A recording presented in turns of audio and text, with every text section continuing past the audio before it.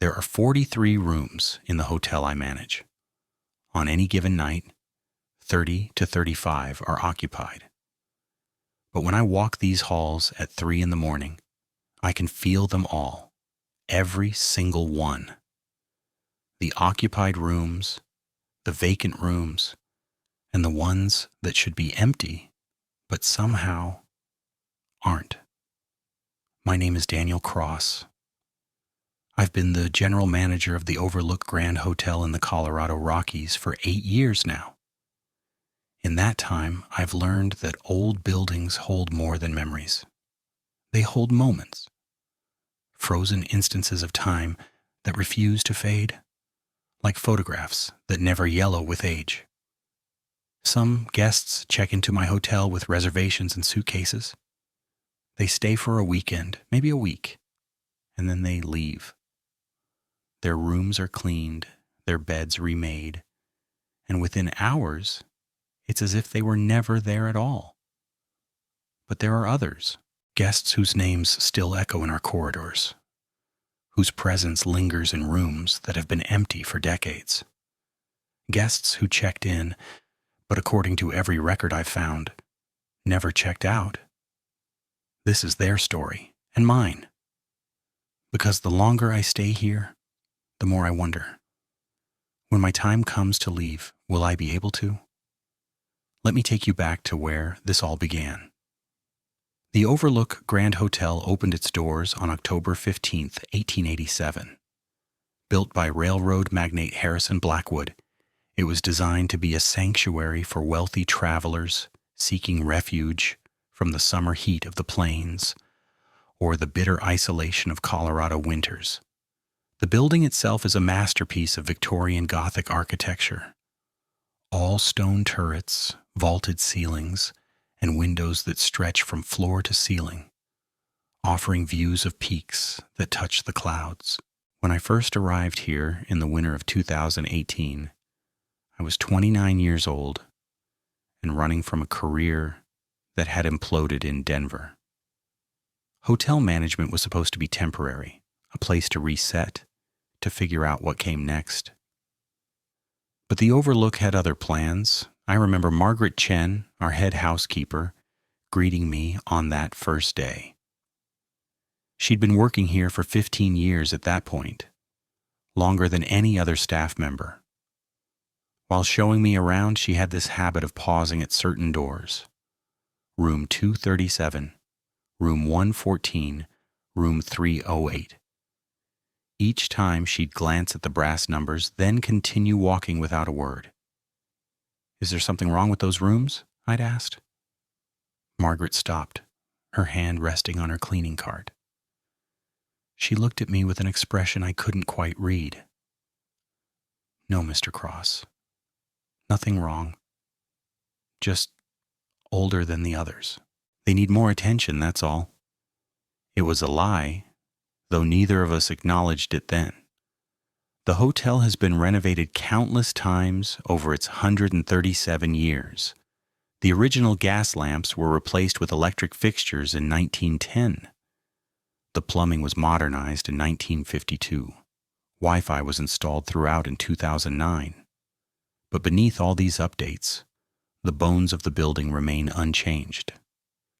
The same oak floors that Harrison Blackwood walked upon, the same grand staircase where Victorian ladies descended in silk gowns, the same registry desk where countless names were written in elegant cursive, names of people seeking rest, celebration, or escape. My office is tucked behind the main lobby in what was once Blackwood's private study. The original mahogany desk still dominates the room, its surface scarred by more than a century of use. Built-in bookshelves line the walls, filled with leather-bound ledgers documenting every guest who's ever stayed here.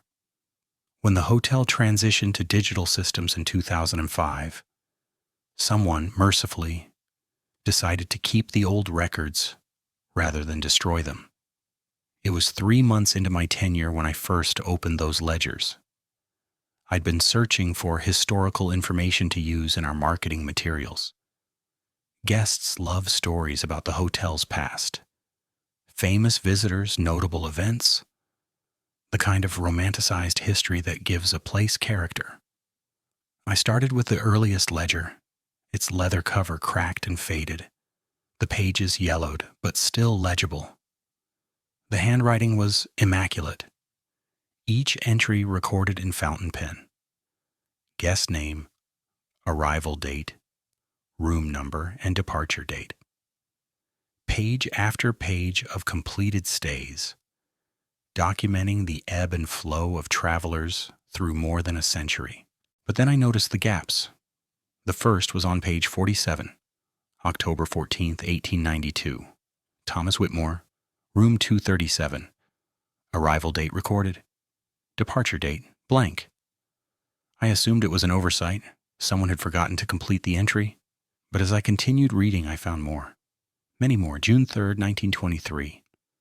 Eleanor Ashford, room 308, no departure date. November 18th, 1931.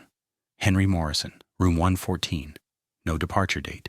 December 22nd, 1968. Robert Sullivan, room 114, no departure date. On and on, spanning decades. 47 names in total, scattered throughout the ledgers like missing pieces of a puzzle. 47 guests who, according to our records, had checked in but never checked out. I brought this to Margaret's attention the next morning. She was restocking linens in the second-floor closet when I found her. I showed her the photocopies I'd made, pointing out the pattern.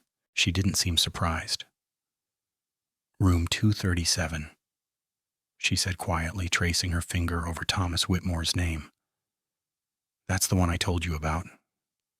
The one that needs more attention. Margaret, what's going on? Are these record-keeping errors or... I've been here 15 years, Mr. Cross. She looked up at me, and in the morning light filtering through the corridor windows, I saw something in her eyes I hadn't noticed before. Fear.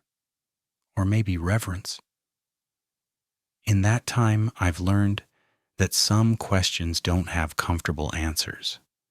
And some guests, they become part of the hotel itself.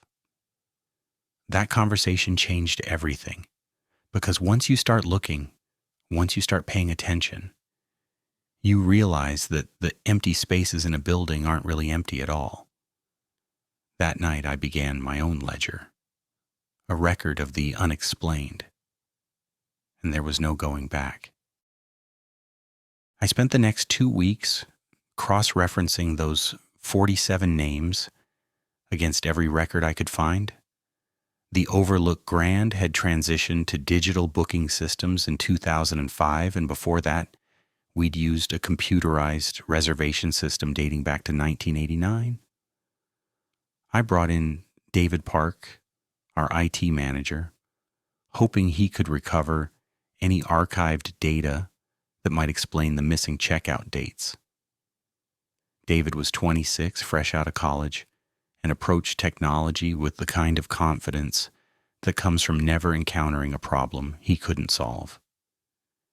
He set up his laptop in my office on a Tuesday morning, the old ledgers spread across the mahogany desk between us. So you're telling me these 47 guests just vanished from the records? He asked, scrolling through lines of code. Not vanished. They checked in. There's documentation of that. But there's no record of them ever leaving. David pulled up the hotel's archived database, a massive file containing every reservation since 1989. His fingers flew across the keyboard, executing search queries, filtering by date ranges, cross-referencing names. After 20 minutes, he sat back in his chair, frowning. That's strange. What did you find? Gaps. He turned the laptop toward me. See these entries? There's data missing. Not corrupted, actually missing, like someone manually deleted specific records. And look at the timestamps. He pointed to a series of dates on the screen. December 22nd, 1989, March 15th, 1992, October 8th, 1998, June 3rd, 2001. 11 instances in total scattered across 16 years. Now look at this. David opened another window, displaying the handwritten ledgers I'd photographed. These dates match entries in your old records. Guests who checked in but never checked out. Someone knew about the pattern. Someone was trying to hide it. The room suddenly felt colder. I began documenting everything systematically. Each of the 47 names received their own file. Photocopies of the original ledger entries, any digital records I could recover, notes about which room they'd occupied. I organized them chronologically, starting with the earliest. Thomas Whitmore, October 14th, 1892, room 237. The entry was written in elegant fountain pen script. Mr. Thomas Whitmore, Boston, Massachusetts, traveling alone, arrived at 3:47 p.m., room 237. The checkout date column remained blank. I found a second reference to him in a note tucked between the ledger pages, written in different handwriting. Guest inquired about extending stay due to weather. Blizzard conditions. October 15th. That was the last mention of him. Eleanor Ashford, June 3rd, 1923, room 308. Her entry was more detailed. Miss Eleanor Ashford, Denver, Colorado. Reservation for 1 week. Arrived 11:20 a.m., room 308, paid in advance. Clipped to the page was a yellowed receipt for 47, an enormous sum in 1923. But like Whitmore, her departure date was never recorded. I found something else, though. Tucked between pages covering late June 1923, there was a small envelope, the paper brittle with age. Inside was a note written in hurried feminine script. Tell Mother I couldn't go through with it. This place understands what I cannot say aloud. I will stay where judgment cannot reach me. No signature, but the date on the envelope matched Eleanor's check-in date. Henry Morrison, November the 18th, 1931, room 114, Sarah Chen, February 22nd, 1944. Room 237, Robert Sullivan, December 22nd, 1968, room 114. The pattern continued guest after guest, decade after decade. Some had brief notes attached, others were simple entries with blank departure dates. But one detail repeated with disturbing frequency: the room numbers. Room 237 appeared 19 times. Room 114 appeared 14 times. Room 308 appeared 11 times. The remaining 3 were scattered across other rooms, but these 3 accounted for 44 of the 47 missing guests. I created a spreadsheet, mapping the occurrences across time. The earliest gap was Thomas Whitmore in 1892.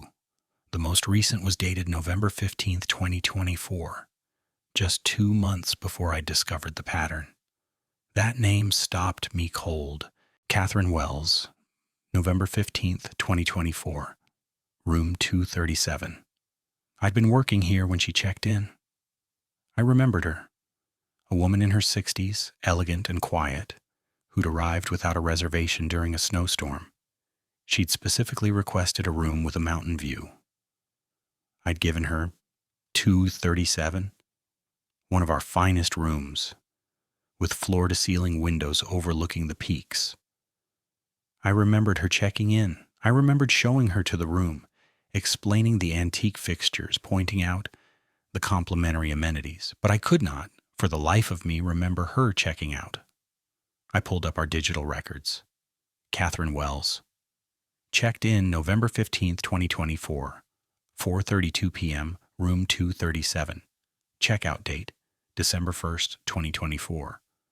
But when I cross-referenced with our payment records, her credit card had only been charged for 1 night. And when I checked the housekeeping logs, room 237 had been marked as vacant and cleaned on November 16th, less than 24 hours after she'd arrived. I found Margaret in the second-floor linen closet. The woman who stayed in 237 last November, Catherine Wells. Do you remember her? Margaret's hands stilled on the towels she was folding. She didn't look at me. I remember preparing the room for her. Do you remember her leaving? Silence stretched between us. In the distance, I could hear the old pipes groaning, the wind pressing against the windows. Finally, Margaret spoke. I remember cleaning the room the next morning. Her suitcase was gone. Her toiletries were gone. The bed was made perfectly smooth, like no one had slept in it. But what? There was a lipstick on the bathroom counter. Expensive brand, barely used, and her book was on the nightstand. A novel, bookmark halfway through. What kind of person leaves those things behind? Did you report it? To who, Mr. Cross? You? You were dealing with the new booking system installation. Besides, what would I say? A guest checked out but left items behind? It happens all the time. But we both knew it didn't happen like this. That evening I went to room 237. It was unoccupied, had been since Catherine Wells's stay. I used my master key and stepped inside. The room was pristine. Housekeeping had done their usual impeccable job. But the temperature was wrong. Despite the thermostat reading 72 degrees, my breath misted in the air. And standing there, in the failing light of late afternoon, I felt it. Someone was watching me, not someone in the room. I was alone, but the sensation of being observed was overwhelming, pressing against my skin like a physical weight. The mountain view through the windows seemed darker somehow. The peaks, casting shadows that reached into the room like fingers. I left quickly, locking the door behind me. That night I couldn't sleep. I kept thinking about the patterns, the numbers, the names stretching back across 132 years.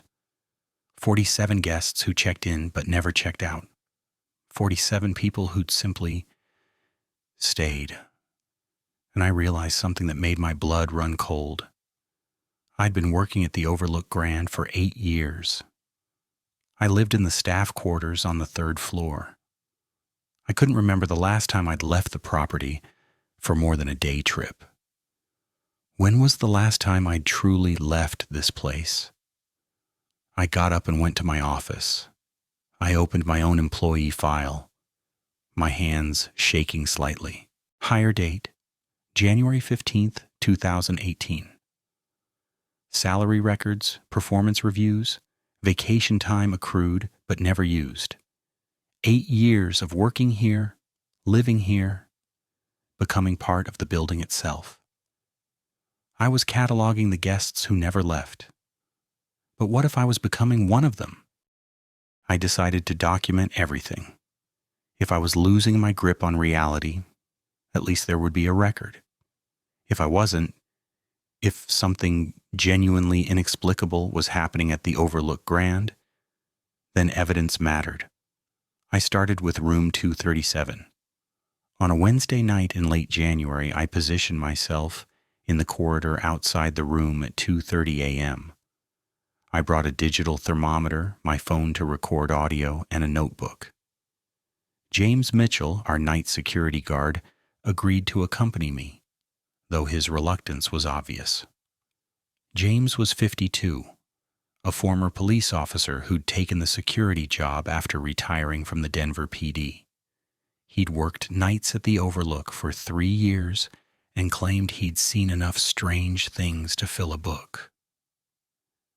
"You sure about this, Mr. Cross?" he asked, his flashlight beam cutting through the darkened hallway. "I need to know," I said simply. We stood outside room 237. The corridor was silent except for the building's usual sounds: creaking wood, rattling pipes, wind against windows. I checked the thermometer, 71 degrees Fahrenheit. Normal. At 2:47 a.m., the temperature dropped. I watched the digital display fall. 71, 68, 62, 55. In less than 30 seconds, it reached 43 degrees. My breath became visible. James's hand moved instinctively toward where his service weapon used to hang. "Jesus Christ," he whispered. Then we heard it. From inside room 237, a room I'd personally verified was empty and locked, came the sound of footsteps, slow, deliberate, moving from the window toward the door, toward us. I fumbled with my phone, hitting record. The footsteps continued, growing closer. Through the door, I heard the distinct sound of the old brass doorknob turning. James and I stepped back simultaneously. The knob stopped turning. The footsteps ceased. For 10 seconds, there was absolute silence. Then, from inside the room came the sound of running water, a bathtub filling. "No one's been in that room for 2 months, I said, my voice barely steady. "The water's been shut off for pipe maintenance." James pulled his radio.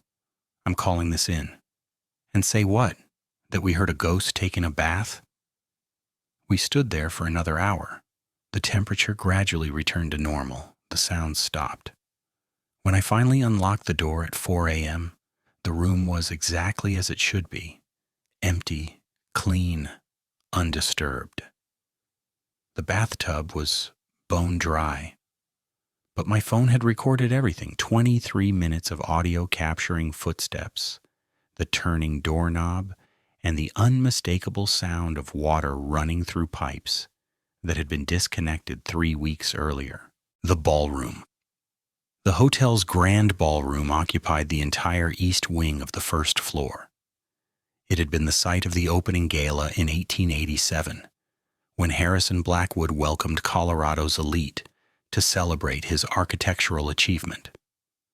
The original crystal chandelier still hung from the vaulted ceiling, and the hardwood floor bore the scars of thousands of dancers across more than a century. Margaret had been reporting oddities in the ballroom for months. At first, I dismissed them as the quirks of an old building.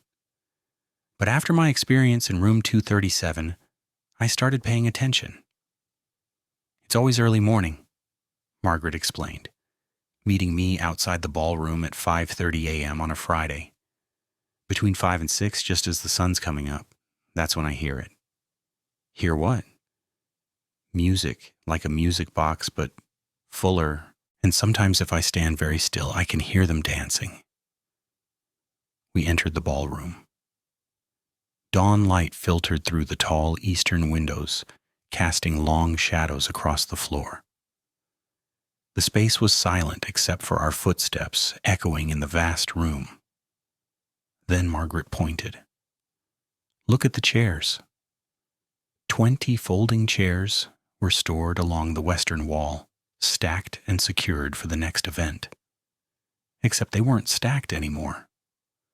4 chairs sat in a neat circle in the center of the room, arranged as if for conversation. "I checked this room at midnight," Margaret said. "Everything was stacked properly. No events scheduled.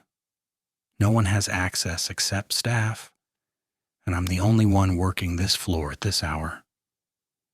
I examined the chairs. No scuff marks on the floor suggesting they'd been dragged. The dust patterns around their legs indicated they'd been placed carefully, deliberately. "There's something else," Margaret said quietly. She walked to the grand piano at the far end of the ballroom, covered with a protective cloth. She lifted the cloth. The fallboard was open, exposing the keys, and resting on the music stand was a photograph I'd never seen before. A sepia-toned image of a woman in an elaborate Victorian ball gown, her face partially obscured by shadow. On the back, written in faded ink, "Eleanor, June 1923. Eleanor Ashford." The woman who checked into room 308 and never checked out. "This wasn't here yesterday," Margaret said. "I clean this piano every Thursday afternoon. Someone put this here overnight." I took the photograph, studying Eleanor's face. Even in the damaged, aged image, I could see her expression. Not smiling, but not sad either. Resigned, perhaps, or at peace with a decision already made. The seller, Sarah Williams, our maintenance supervisor, was the most pragmatic person on staff. At 41, she'd worked in building maintenance for 20 years and approached problems with methodical efficiency, which is why her account of the cellar incident troubled me so deeply. I found her in the mechanical room on a Tuesday afternoon, running diagnostics on the heating system. She saw me approaching and immediately tensed. "Mr. Cross, I was going to report. Tell me what happened." She set down her tools. Sunday night around 11 p.m., I got an alert that the temperature sensors in the wine cellar were malfunctioning, showing readings that didn't make sense, fluctuating between 35 and 80 degrees every few minutes. The wine cellar was a temperature-controlled space in the basement, maintained at exactly 55 degrees to preserve the hotel's collection. It was monitored by 3 separate sensors. I went down to check. All 3 sensors showed different readings. I figured it was electrical interference, maybe a wiring issue. But when I got to the bottom of the stairs, she paused, choosing her words carefully. There was someone standing by the wine racks, a man, I think, wearing old-fashioned clothes, like a suit from an old movie. He turned and looked directly at me, and he said my name. Sarah, clear as day. Did you recognize him? No, but here's the thing, I could see through him. Not like he was transparent, more like he wasn't fully there, like a photograph, superimposed on reality. He pointed toward the back wall, behind the reserve collection, then he just faded. Sarah led me to the cellar. Together we moved the wine racks she'd indicated.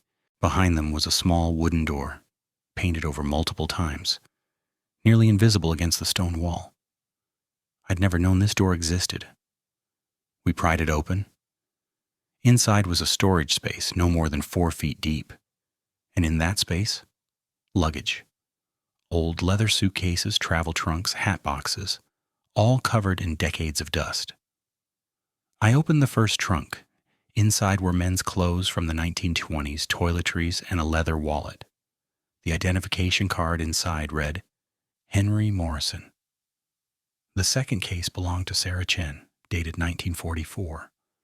The third was labeled with a brass tag, Robert Sullivan, 1968. These were the belongings of the guests who'd never checked out. Someone had stored them here, hidden them away, as if erasing evidence of their existence.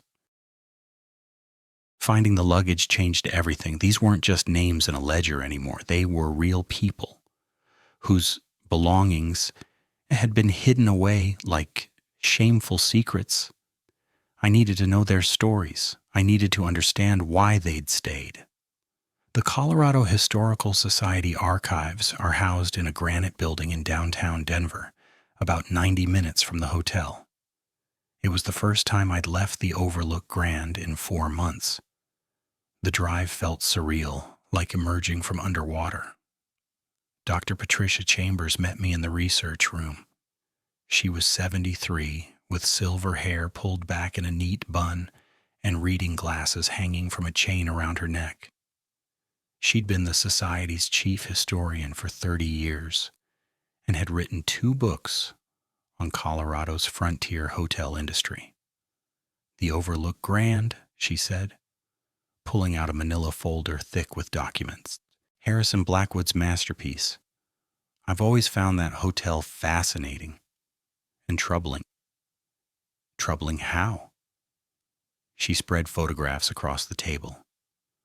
The hotel in 1887, newly built, surrounded by wilderness, construction crews posed in front of the incomplete structure. Newspaper clippings announcing the grand opening. Blackwood chose that location very deliberately, Dr. Chambers explained. But the land had history long before he arrived. In 1863, there was a silver mine on that exact site, the Prosperity Mine.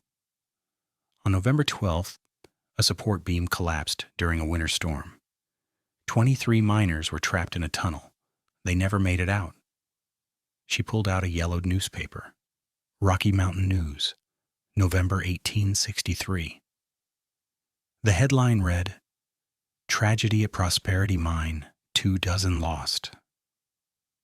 Blackwood bought the land in 1885, 22 years after the collapse.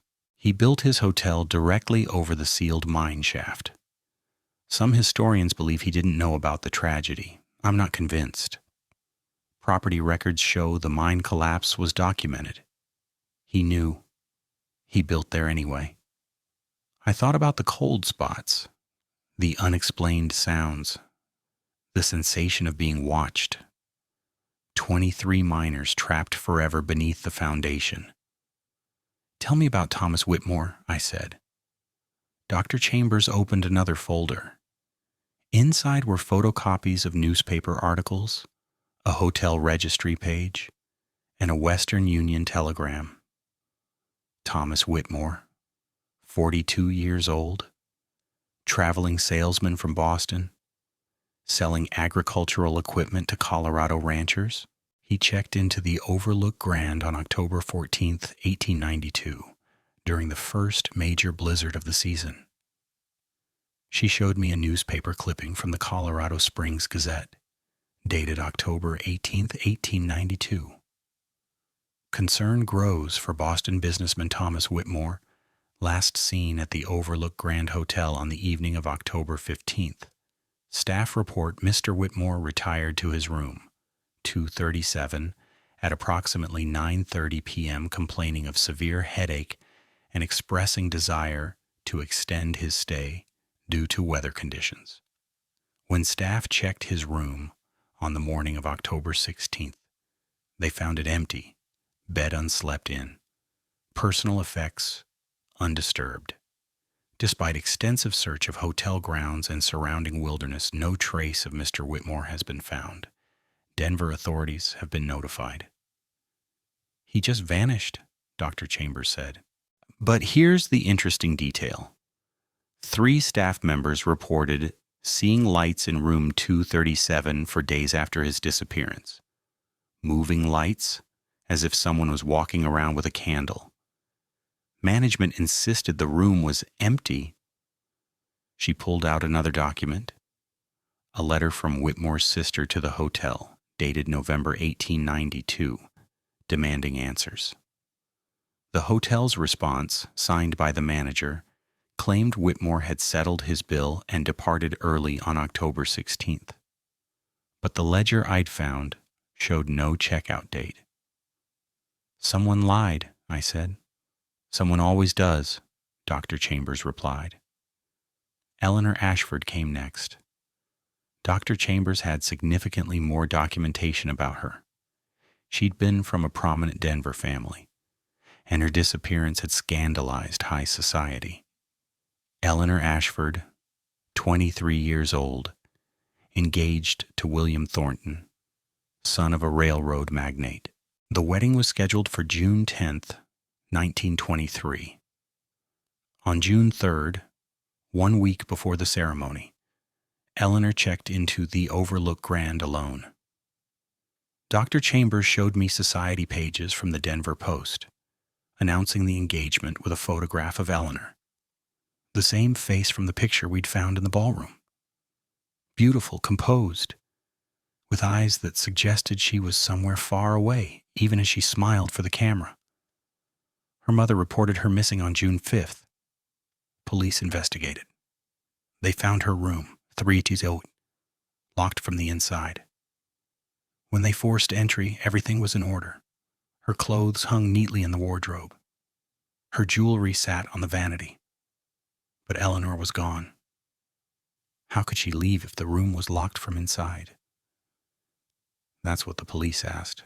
The hotel manager at the time claimed there must have been a master key involved, that Eleanor had simply left, and someone had locked the room afterward. but witnesses swore no one had seen her leave. And there's this. She showed me a diary entry photocopied from Eleanor's personal journal, recovered from her family home. I cannot marry William. I cannot be what they want me to be. There is a place where judgment cannot reach, where I can simply exist without expectations crushing me like stones. I have found it. On June 3rd, I will go there and I will be free. She knew she wasn't coming back, I said quietly. She chose to stay, Dr. Chambers corrected, whatever that means. The final story was Robert Sullivan. December 1968. A professional photographer documenting historic Colorado hotels for a coffee table book. Sullivan was thorough, Dr. Chambers explained, showing me examples of his work. He spent days at each location photographing every detail. He checked into the Overlook Grand on December 20th. His last correspondence with his publisher was a telegram sent December 21st. Found something remarkable, will explain when I return. He never returned. His camera was found in room 114, film still inside. When police developed it, the final frames showed distorted images, shadowy figures in doorways, faces appearing in mirrors where no one stood, and one clear shot. Room 237's door, standing open with what appeared to be a glowing figure visible inside. His family insisted he wouldn't have abandoned his equipment, Dr. Chambers said.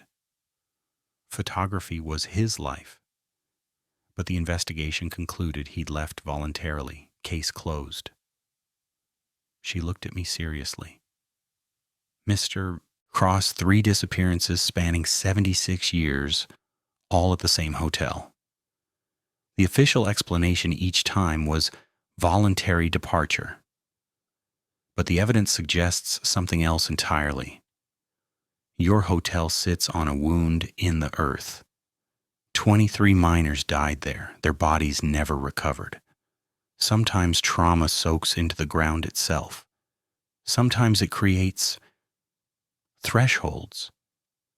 Thresholds to what? To wherever the dead wait, to wherever people go when they can't face what comes next. Your hotel isn't haunted, Mr. Cross. It's a doorway. And some people choose to walk through it. I drove back to the Overlook Grand that evening in silence. Dr. Chambers' words echoed in my mind. It's a doorway, and some people choose to walk through it. The hotel appeared as I crested the final ridge, its Victorian Gothic silhouette dark against the twilight sky.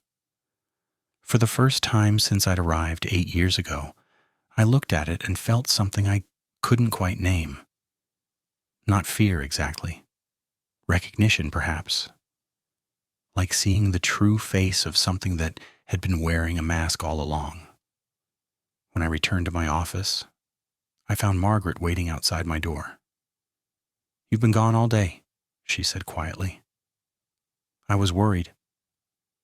I went to Denver, to the historical archives." She nodded as if she'd expected this. "And what did you learn?" "That 23 miners died beneath this building in 1863.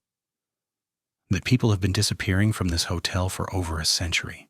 That everyone who's ever investigated has reached the same conclusion: they left voluntarily." I unlocked my office door. "But that's not what happened, is it?" Margaret followed me inside. In the lamplight, she looked older than her 58 years, worn down by knowledge she'd carried alone for too long. "No," she said, "that's not what happened." "Tell me." She sat down, hands folded in her lap.